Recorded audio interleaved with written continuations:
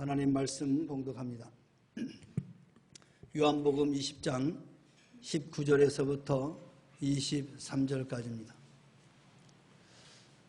요한복음 20장 19절에서부터 23절까지 제가 봉독합니다.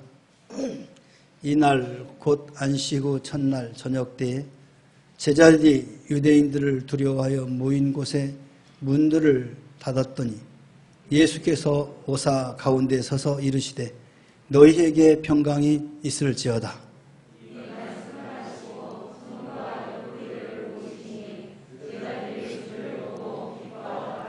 예수께서 또 이르시되 너희에게 평강이 있을지어다. 아버지께서 나를 보내신 것 같이 나도 너희를 보내노라.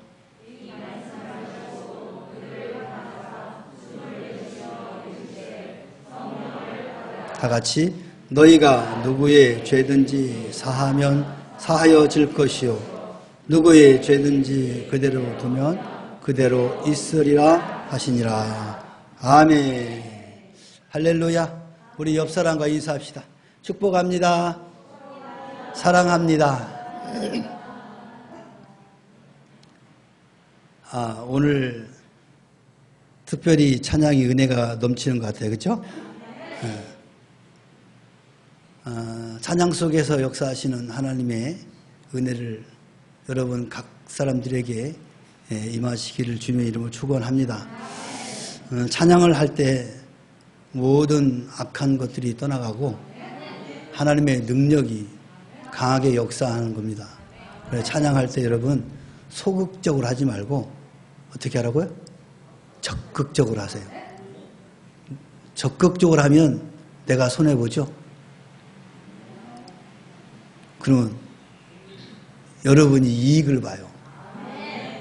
내가 찬양할 때 내 영혼이 소생하는 거예요. 그러니까 남 눈치 볼 거 없어. 옆에 사람은 어떻게 하나? 박수 치나? 그럼 나도 치고. 안 치나? 아이씨, 나도 안 쳐. 이러면 안 되는 거예요. 여러분, 예배는 나와 하나님과의 관계예요. 그러니까 내가 하나님 앞에 드려지면 되는 거예요. 이게 이목 생각하지 마세요. 옆에 사람 눈치 볼 것도 없어요. 그냥 은혜 되면 뿔뚝 일어나서 찬양하면 돼. 왜 저 사람 일어나서 난리야. 할 망정. 그 사람은 그 사람 스타일이고 나는 내 스타일이야. 하나님은 그냥 기쁘게 드려지는 그 예배의 모습을 받으시는 거예요. 그러니까 우리 명문교회 예배는 그런 스타일입니다. 그러니까 남이 저런다고 흉볼 것도 없고 또 따라할 것도 없고 내 감동대로 하시면 돼요. 아셨죠? 눈치 보지 마세요. 일어는 쓰고 싶은데 옆에 사람이 앉아있어. 어떡하지? 이러고 싶은 감정이 막 감동이 되면 일어서서 찬양하면 되는 거예요. 왜 눈치 보냐고. 눈치 보는 순간 감동이 떨어지는 거야. 그때부터 인간적인 생각이 들어가기 때문에. 그래서 예배 드릴 때는 하나님과의 나의 관계다라는 것을 생각하시고 여러분 감동이 되는 대로 하시면 돼요. 아셨죠? 자, 오늘은 지금 갑자기 막 구원데이 선포 막 그래가지고 막 우리 예심 전도사관학교 하는 학생들 맞죠? 학생들은 다 아는 일들이야. 무수히 했던 일이라서 별로 이렇게 거부감이 없을 텐데 뜬금없이 오늘 갑자기 뭐 하는 거야? 하시는 분도 계실 수 있습니다. 아까 우리 최사랑 목사님이 설명을 잠깐 했는데 세상에는 기념하는 날들이 되게 많아요. 근데 정작 우리 기독교가 기독교면 구교, 신교 합쳐서 거의 1000만이 된다고 그래요. 1200만 된다고 그러는데 이제 캐톨릭이랑 합쳐서 개신교만 합치면 한 600만, 700만 되는데 그 인구의 5분의 1이 사실은 기독교 신자들이에요. 근데 그 5분의 1이 되는 기독교 신자들은 이런 정작 기념하는 날이 없어요. 크리스마스는 하겠지. 성탄절날. 근데 요새는 성탄절날도 이 코로나로 그냥 못하게 되었고 또 더군다나 이 레코드 가게가 많이 없어졌죠. 가게에서도 캐롤이 막 울렸냐고 그랬었는데 어느 순간부터 캐롤이 다 사라졌어요. 그만큼 지금 우리나라도 상당한 위기다. 그리스도인들이 거의 5분의 1이 되면서도 정작 그리스도인의 어떤 정체성을 드러내는 일들을 지금 못하고 있다라는 거예요. 그래서 이제 이 예심 선교회에서 우리도 그리스도인들이 한번 기념일을 정해서 한번 마음을 다짐하고 한번 해보자 해서 가만히 보니까 9월 1일이 있잖아. 이걸 풀어보니까 구원이잖아.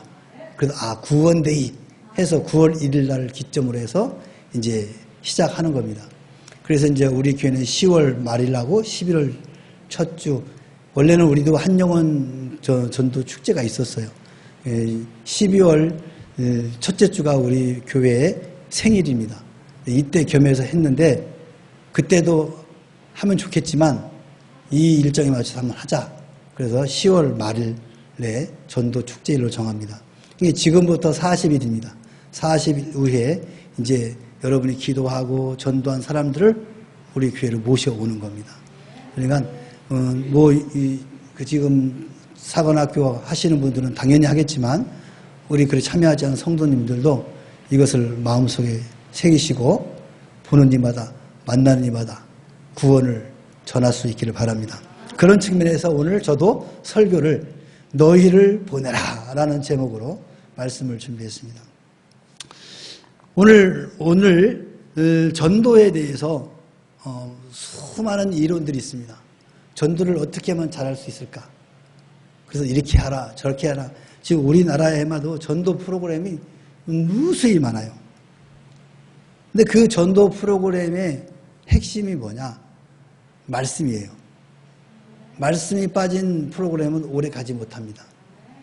그리고 또 한 가지는 반복입니다. 말씀과 반복. 그런데 이제 이 예심 선교회에서 하는 방법이 말씀 중심이고 반복입니다. 그래서 제가 그 프로그램을 보고 제가 우리 명문교회 성도들이 참여하도록 허락을 한 겁니다. 그래서 보고 지금 이제 우리 교회에서까지 지금 이거를 이제 하게 된 거죠. 오늘 말씀이 예수님께서 부활하신 후 안식 후 첫날 제일 먼저 한 일이 뭐냐? 보니까 뭐예요? 너희를 보내노라. 그겁니다. 예수님께서 부활하시고 제일 먼저 하신 게 제자들을 향해서 내가 너희들을 보낸다. 파송이에요, 파송. 내가 십자가에 못 박여 죽고 부활하고 이제 앞으로 승천할 건데 그 모든 일에 증인이 되라는 것이 첫 번째 명령입니다, 여러분. 그래서 우리 교회도 열심히 이 전도의 사명을 감당하기 위해서 지금 최선을 다하고 있는 것입니다. 전도에 있어서 예수님은 어떤 분일까요? 예수님은 전도 왕입니다, 여러분. 전도 왕. 오늘 말씀에서 예수님은 아버지로부터 보내심을 받은 자다라고 자신의 정체성을 이해하고 있어요. 예수님이 하나님 아버지로부터 보냄을 받았다는 거예요. 파송을 받았다는 거예요. 어디로? 이 세상으로. 그리고 그 파송을 받은 예수님이 또 제자들을 보내시는 거예요. 이같이 전도는 보내는 일이다 그랬어요. 보내는 일. 또한 보내심을 받는 일이다. 보냄을 받는 것과 보내심을 받는 것. 이 초대교회는 예수님의 제자들을 사도라고 불렀어요. 그런데 이 사도라는 말이 원어를 보면 보내심을 받은 자, 아포스톨로스, 보내심을 받은 자라는 뜻이에요. 그러니까 예수님으로부터 보내심을 받은 사람을 성경에서는 사도다라고 말하는 거예요. 자, 그러면 여러분도 예수님으로부터 보내심을 받으면 뭐야? 사도라고 하죠. 그래서 사도라고 우기는 또 그런 또 교단들이 있어요. 근데 이단입니다, 여러분. 보내심을 받아야 또 다 사도라는 말을 쓰는 것이 아니고 예수님의 직접 보내보는 받은 사람을 사도라고 하고 제가 저번에도 말씀드렸죠. 그 다음에 속사도, 그 다음에 교부, 그리고 그 다음에 디스플, 제자들이에요, 제자들. 저와 여러분들은 제자들이에요. 사도라는 말 쓰지 않습니다.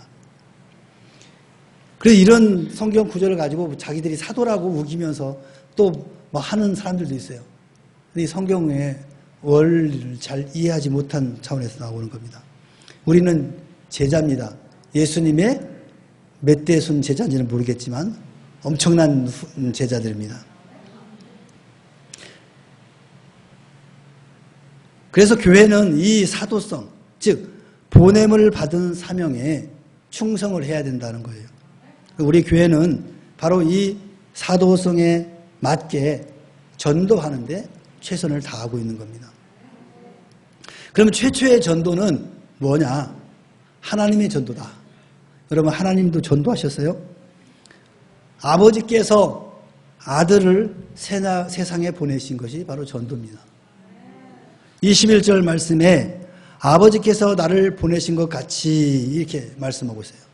보내시는 전도의 시작이었다라는 거예요. 예수님께서는 아버지께서 나를 세상에 보내신 것이라고 말씀하고 있어요. 예수님의 정체성은 아버지께서 나를 세상에 보냈다라고 분명하게 제시하고 있어요. 그럼 그 목적은 뭐냐? 요한복음 17장 21절에 세상으로 아버지께서 나를 보내신 것을 믿게 하는 거예요. 믿게 하는 거. 하나님 아버지께서 성자 예수 그리스도를 이 땅에 보내시는 것을 믿게 하는 것이 그 목적이었다. 믿는 거예요. 믿는 거. 오늘 저와 여러분들이 믿죠? 누구를 믿습니까? 예수 그리스도가 나의 구원주이심을 믿습니다 하는 그 믿게 하는 것. 그게 예수님이 이 땅에 오신 목적이었다는 거예요. 사도 요한의 글에서는 세상이란 음부의 권세, 또 지옥의 권세에 사로잡혀서 죄와 사망, 그리고 사단의 종노릇하는 사람들을 대상으로 세상이다 그랬어요. 이게 하나님이 아버지께서 세상으로는, 이 세상으로는 죄와 그럼 지옥의 권세에 사로잡힌 모든 대상들을 향해서 믿게 하기 위한 것이 목적이었다는 겁니다. 아버지께서 아들을 십자가에 내어주신 것도 여러분 전도입니다. 갈라디아서 4장 4절에 이하에 보면 위대한 전도자였던 바울 사도께서는 뭐라고 말씀하시냐? 때가 차매 하나님이 그 아들을 보내사 율법 아래 나게 하시고 율법 아래 나게 하신 것은 율법 아래 있는 자들을 속량하기 위함이다. 아들을 이 땅에 보내신 것은 율법의 그런 환경 속에서 사는 우리들을 구원하시기 위해서 율법의 법칙에 따라서 이 땅에 오셨다라는 거예요. 여기서 속량이란 속전이라는 의미를 갖고 있죠. 노예를 자유롭게 하려면 그 몸값을 지불해야 합니다. 죄와 허물로 이 사망의 노예가 된 우리를 위해서 그 아들의 피로 그 죄값을 지불하였다라는 뜻이 속전입니다. 속죄라는 말은 죄를 지어서 마귀의 종이 되었던 우리들을 자유인으로 바꿔주기 위해서 예수님이 피 흘려 그 값을 지불했다라는 거예요. 아버지께 지불했다는 거예요. 그렇기 때문에 예수를 통해서 우리는 뭐가 됐다? 자유인이 됐다. 자, 선포 한번 합시다. 오늘 선포 엄청나게 하네. 나는 자연인이다가 아니고 나는 자유인이다. 시작. 나는 자유인이다. 아멘. 저와 여러분은 자유입니다. 뭐로부터 자유? 죄로부터 자유된다. 자유인을 되게 좋아합니다. 저는. 나는 자연인이다. 프로그램이 장수 프로그램이더만요. 이게 남성들의 로망입니다. 빨리 은퇴하고 자연으로 돌아가고 싶은 거. 우리 진안수 집사님도 자연인입니다. 시골에다가 지금 뭐 많이는 아니겠지만 농사를 지면서 평상시에는 거기에서 이제 자연과 더불어 계시는데 산속은 아니지만 산속은 아니죠. 네. 아무튼 자연과 함께 더불어 사는 것은 심신에 아주 좋은 영향을 받기도 합니다. 아무튼 우리는 예수의 피로 자연이 된 것입니다. 그래서 바로 이 속전, 예수님께서 우리를 위하여 십자가에 내어주심으로 말미암아 자연이 된 것입니다. 아들 자신이 십자가 제단의 희생 제물이 되시기 위하여서 이 세상에 오셨습니다. 내가 죽어야 할 그 자리에 나를 밀쳐내고 예수님이 대신 죽으신 것입니다. 우리도 이 지역에 보냄을 받은 자로서 희생을 각오하시길 바랍니다. 또한 아버지께서는 성령을 보내시는 또 전도를 하셨습니다. 오늘 22절 말씀에 가라사대 성령을 받으라 이렇게 말씀하셨습니다. 이는 아버지께서 아들의 전도에 이어서 바로 성령의 전도를 시작하신 것을 뜻하는 것입니다. 예수님께서 다락방 설교에서 내가 아버지께 구하겠으니 그가 또 다른 보혜사를 너희에게 주사 영원토록 너희와 함께 있게 하시리라. 요한복음 15장 16절에 말씀하고 있어요. 이것은 바로 성령의 전도를 약속하고 있는 것입니다. 여기서 보혜사란 아버지께서 예수님의 이름으로 보내실 성령을 가리키는 것입니다.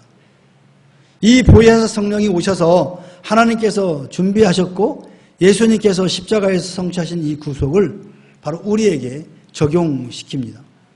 그러므로 성령으로 하지 아니하면 예수님을 주님이라고 고백할 수 없는 것입니다.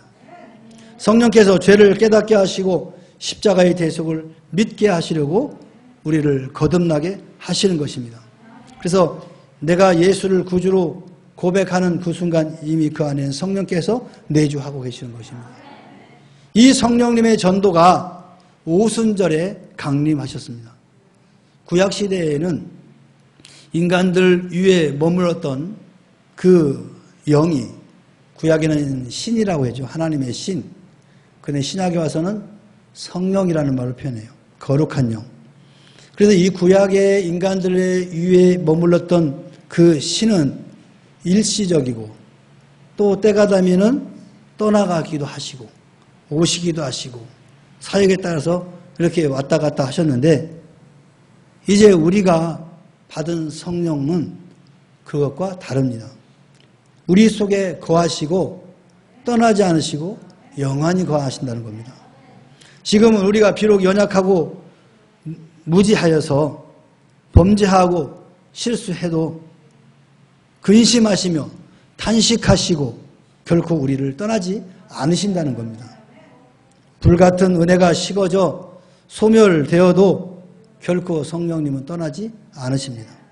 그러므로 예수를 믿다가 완전히 타락하여 지옥에 가는 경우는 절대 없을 것입니다. 아, 그러면 예수 한 번 믿으면 다 구원 얻는 거야? 그게 구원파가 또 말하는 거죠. 한 번 구원은 영원한 구원이다. 그렇기 때문에 나는 어떻게 살아도 나는 절대로 구원을 놓치지 않는다. 만일 완전한 타락한 사람을 보게 된다면은 그 사람은 경건한 모양을 믿고 있는 줄로 스스로 속이고 있는 것이다. 근데 자기가 믿는 거라고 하는 그 말이 스스로를 속이고 있는 거라는 거예요. 실질적으로는 그 안에 성령이 계시지 않는다는 겁니다. 경건의 능력, 그 성령의 하나님의 이 거듭남, 중생의 능력을 체험하지 못하고 있는 사람이다라는 거예요. 그렇기 때문에 그는 타락할 수밖에 없는 거예요. 그러니까 내 안에 예수께서 계신다고 한다면, 성령으로 계신다면은 결코 완전한 타락은 있을 수 없다. 그 얘기입니다, 여러분. 잠시 범죄하고 실수해도 다시 하나님 앞으로 돌아오게 된다는 겁니다. 그 다음에 전도는 이제 아들의 전도죠. 아까 하나님 아버지의 전도인데 아들의 전도는 그럼 뭐냐? 예수님께서는 제자들을 자기 증인으로 보내셨다. 21절 말씀에 나도 너희를 보내노라 라고 제자들을 파송했습니다. 사도행전 1장 8절에 오직 성령이 너희에게 임하시면 너희가 권능을 받고 예루살렘과 온 유대와 사마리아 땅끝까지 이르러 내 증인이 되리라.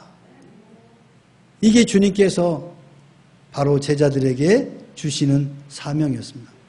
이 말씀에서 깨닫듯이 예수님께서는 제자들로 하여금 같은 동족 전도뿐만 아니라 많은 이방인들에게까지도 복음을 전하라는 말씀이며 그 증인이 되라라고 명령하고 있는 겁니다.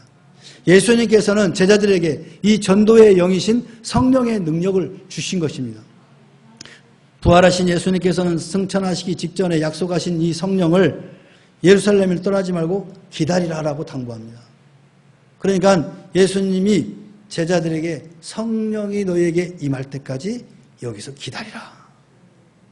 그러자 오순절이 이르자 그 성령의 권능을 체험한 이 베드로 사도는 자신의 말로 설교를 하셨지만 그 많은 사람들이 오순절에 모여든 사람들이 각 나라 자기 언어로 알아듣는 그런 전도의 방언의 역사가 일어나게 됩니다.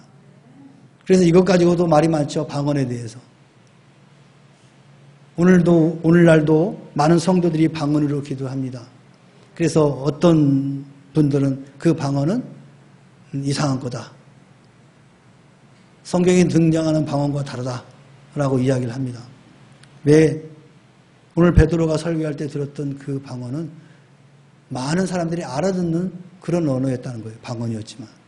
근데 오늘 우리들이 하는 방언은 너도 모르고 나도 모르고 오직 아버지만 하시는 거예요. 그러니까 그거는 그 방언과 틀리다.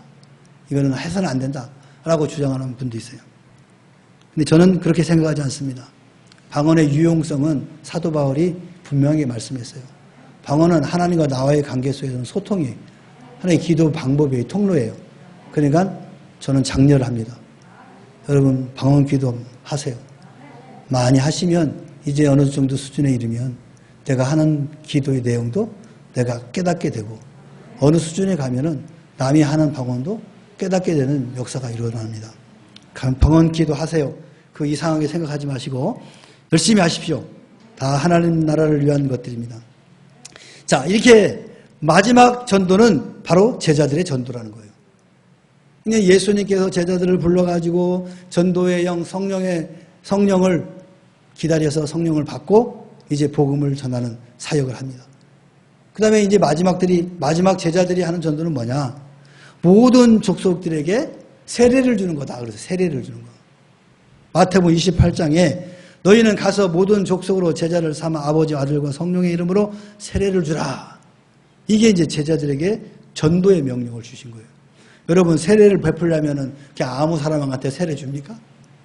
복음을 전하고 그 사람이 예수를 나의 구주로 고백하는 그 사람에게 세례를 주는 거 아니겠어요? 이건 전도가 이미 전제된 말씀인 겁니다.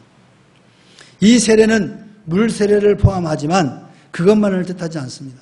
이 세례는 사람으로 거듭나서 구원을 얻게 하는 바로 성령 세례를 말하는 거예요. 제자들이 가서 물 세례도 주지만 복음을 전할 때 성령께서 역사하시는 이 성령의 세례, 성령을 통해서 거듭나는 놀라운 역사, 이런 것들을 베풀라는 거예요. 이 세례는 예수님의 십자가에 함께 못 박히고 함께 죽고 함께 장사 지낸 바 되었고 함께 살아나는 그런 신비적인 사건입니다. 그게 생명의 연합을 가져오는 것. 이게 성령 세례인 거예요.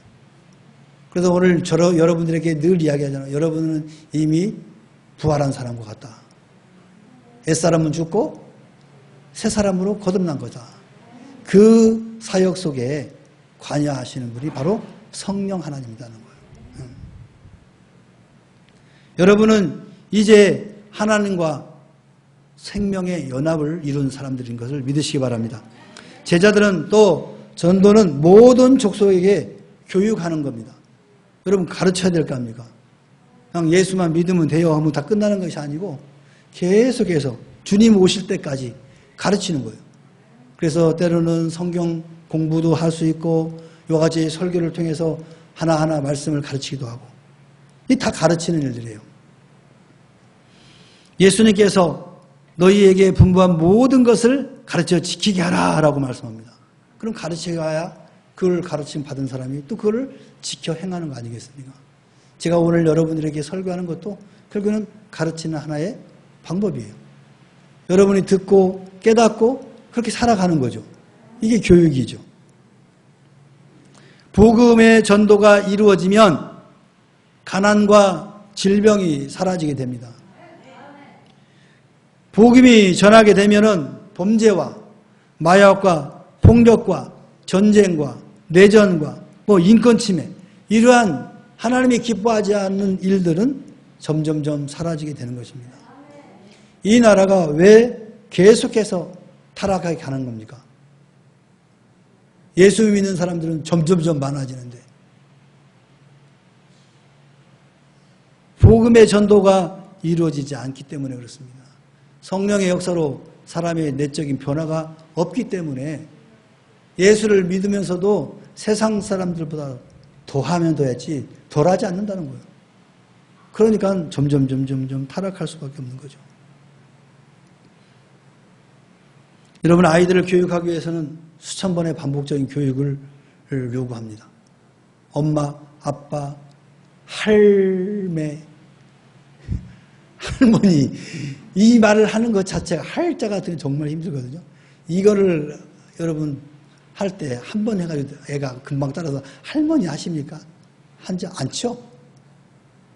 아빠도 마찬가지야. 아빠 수없이 해. 막 따라서 하라고. 아마 안 세봤죠? 1000번도 더 할 거야. 그렇게 하니까 그때서 하니까 막 좋아해가지고 빡까지 하지도 않는데 아만 해도 좋아해 그냥. 아빠 하면은 막 세상이 다 변화된 것처럼 막 기뻐해 그냥. 이게 교육이 있냐? 성경도 마찬가지죠. 신앙도 마찬가지죠. 어떻게 하루아침에 성숙한 그리스도인이 되겠습니까? 본인들이 이 육신을 가지고 30년, 40년, 50년, 60년 살아온 이 사람들에게 한 번 설교 듣고 어떻게 막 성숙한 그리스도 되겠습니까? 수없이 반복적으로 가르쳐야 되고 권면하고 그런 거예요. 하나님께서 특별히 쓰시기 위해서 한 번에 그냥 불덩거리다 그냥 덩걷다가 꺼내는 경우도 있어요. 하루아침에 변화돼가지고 저 사람 죽을 때가 됐나 보다. 왜 같이 하루아침에 저렇게 바뀌었지? 이런 사람들도 있어요. 그런데 99%는 그렇지 않아요. 이렇게 수백 번, 수천 번 반복해서 신앙생활했던 교훈을 받으면서 성숙한 그리스도인이 되는 겁니다. 보편적인 은혜 가운데 진행되는 일들은 이와 같이 수천 번의 반복적인 그런 교육이 필요한 겁니다. 하나님의 말씀도 반복해서 묵상할 때 하나님의 말씀의 능력이 있기 때문에 반드시 삶을 변화시키는 거예요. 우리들의 신앙도 수천 번의 반복적인 교육이 필요한 것입니다. 또한 전도에도 바로 반복이 필요한 겁니다. 이 전도 훈련에서 반복적으로 하는 거예요. 반복적으로 계속해서. 그리고 지속적으로 이 반복적인 훈련을 통해서 좋은 결과를 맺을 수 있게 되는 겁니다. 사랑하는 성도 여러분, 전도는 보냄을 받은 자의 마땅한 도리입니다. 하나님 아버지께서도 그리스도를 이 땅에 보내셔서 십자가의 구속 사역을 통해서 모든 인류를 구원하셨습니다. 그리고 예수님께서도 제자들을 구원의 나팔수로 보내셨습니다. 그 제자들은 또 교회를 통하여 구원의 방주의 역할을 하고 그 구성원인 우리들을 전도의 현장인 세상에 보내셨습니다. 오늘 우리는 죽어가는 영혼을 구원하자고 선포를 했습니다. 40일 동안 영혼 구원에 최선을 다함으로 기쁨의 열매를 맺기를 간절히 소망합니다. 또한 전도하는 우리 명문교회 성도들이 되시길 주의 이름으로 축원합니다. 축원합니다. 우리 찬양 하나 합시다.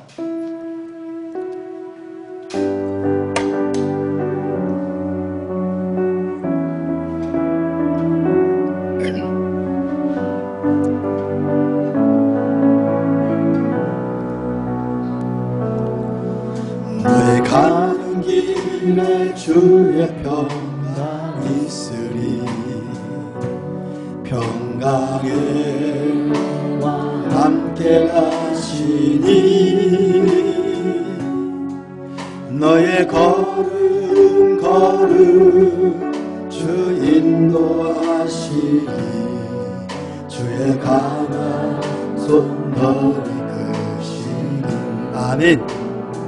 너의 가는 길에 주의 축복이 있으리. 주의 축복 있으리. 영광의 주 함께 가시니. 주 함께 가시니 너의 밟는 모든 강 주 날 다스리니. 우리에게 예배게 되리. 아멘. 주님 나라 위하여 주님 나라 위하여 길 떠나는 나의 형제여 주께서 가라시니 주께서 가라시니 너는 가 너는 가라 주의 이름으로 거칠은 광야 위에 꽃은 피어나고 세상은 너 안에서 주님의 영광 보리라. 강하고 담대하라 알아 세상이 신주들 함께 너와 통해 하시며 내게 새 힘을 주시는 주님 나라 위하여 길 떠나는 나의 형제여 주님 나라 위하여 길 떠나는 나의 형제여 주께서 나라시니 너는 가라 아멘. 주의 이름으로 거칠은 광야 위에 꽃은 피어나고 세상은 내 안에서 주님의 영광 보리라. 강하고 담대하라 세상이 계신 주 늘 함께 너와 동행 하시며 내게 새 힘을 주시니. 할렐루야 아멘. 우리 함께 기도합시다. 오늘 구원의 날을 선포하였습니다. 아버지께서 아들을 보내셨고 아들 예수께서는 제자들을 보내셨습니다. 예수께서 우리를 한 영혼을 구원하기 위하여 파송하셨습니다. 이 일에 최선을 다하게 하소서. 결단하며 이 시간 주 앞에 기도하기를 원합니다. 주여 한번 기도합니다. 주여 할렐루야. 사랑의 하나님 아버지 주여 사랑합니다. 오늘 하나님 아버지께서도 예수를 이곳에 보내어주시고 주님의 모든 영혼을 구원하시고 내 사명을 예수님께서도 우리를 향하여 복음을 전하라고 말씀하셨습니다. 제자의 사명을 감당하라고 말씀하셨습니다.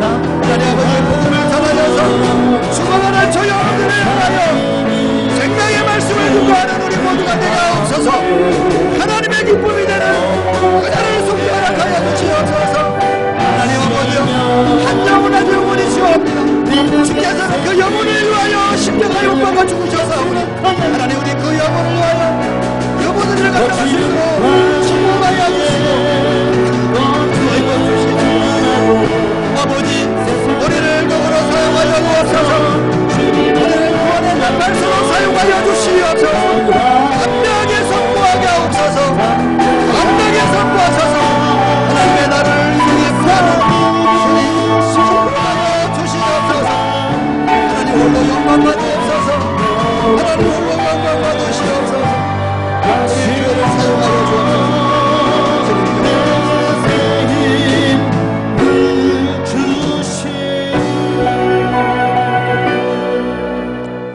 이제는 우리 구주 예수 그리스도의 은혜와 하나님 아버지의 무한하신 사랑과 성령님의 내주 임재 교통하심이 오늘 구원의 날을 선포하며 한 영혼을 구원하고자 결단하고 돌아가는 사랑하는 주의 자녀들 심령 위에와 저들의 가정과 직장과 사업과 생업 위에와 그리고 이 나라와 이 민족과 교회 위에 지금으로부터 영원토록 함께 있을지어다. 아멘.